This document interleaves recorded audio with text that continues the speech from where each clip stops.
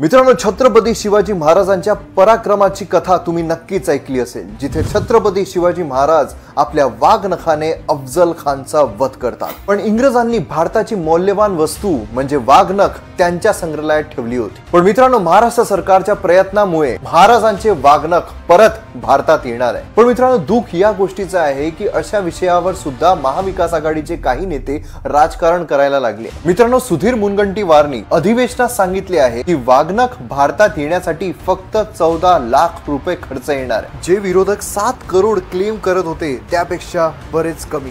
मित्रांनो, जेव्हा महाराजांचे वाघनख व्हिक्टोरिया आणि अल्बर्ट म्युझियम मध्ये नेण्यात आले तेव्हा त्यांचे प्रदर्शन भरण्यात आले होते। मित्रांनो, पुढारीचे माजी संपादक श्री प्रताप सिंग जाधव हे वाघनख महाराष्ट्रात यावी यासाठी 1971 पासून प्रयत्न करत आहे। त्यांनी त्या काळच्या काँग्रेसच्या मुख्यमंत्र्यांनाही कित्येकदा विनंती केली होती, पण काँग्रेसने ते कधीच स्वीकारले नाही। मित्रांनो, छत्रपती शिवाजी महाराजांचे कोणते पराक्रम तुम्हाला इन्स्पायर करतात ते कमेंट सेक्शन मध्ये नक्की सांगा आणि व्हिडिओला जास्तीत जास्त शेअर करा।